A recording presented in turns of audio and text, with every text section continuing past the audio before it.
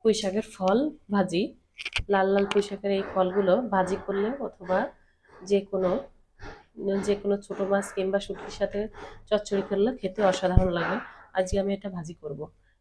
চলুন রান্নাটা স্টার্ট করি।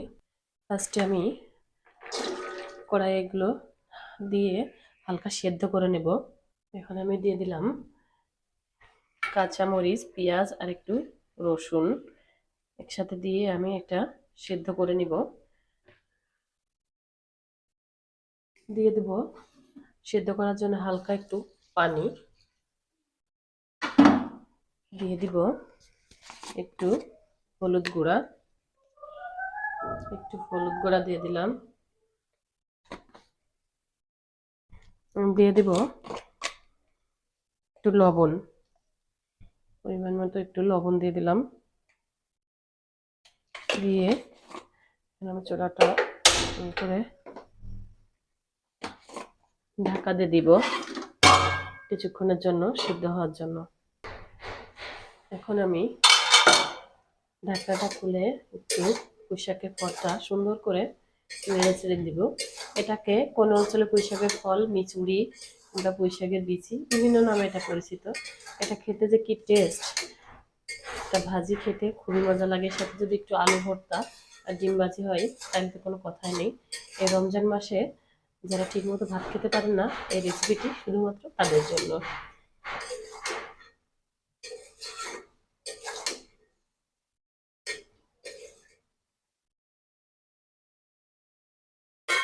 আমি সিদ্ধ হয়নি, আর একটু কিছুক্ষণের জন্য ঢাকা দেব।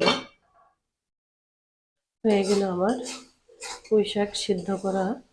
এখন আমি তেলটা নিভিয়ে দেবো। এটাকে আমি তেলে দিব। তার জন্য আমি কড়াইটা সুন্দর করে আগে পরিষ্কার করে নিব।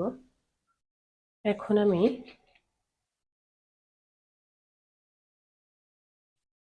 পুঁই শাকের ফলটা তেলে দিব, সুন্দর করে ভাজা ভাজা করে নিব। দিয়ে দিলাম পেঁয়াজ আর রসুন কুচি,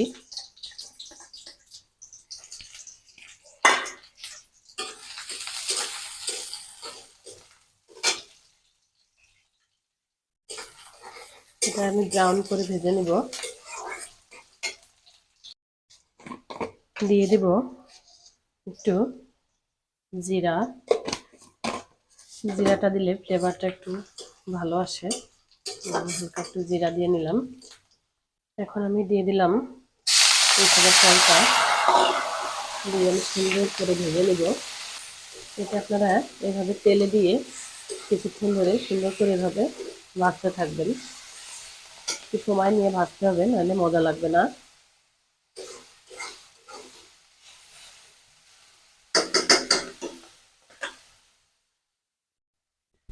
হয়ে গেল আমার লাল লাল পুঁই শাকের ফল ভাজি।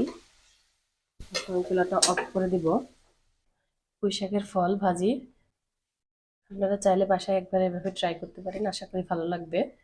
আমার ভিডিওটি যদি আপনাদের ভালো লাগে প্লিজ লাইক কমেন্ট শেয়ার করবেন এবং আমার চ্যানেলটি সাবস্ক্রাইব করতে ভুলবেন না। Thank you so much for watching my video. আল্লাহ হাফিজ।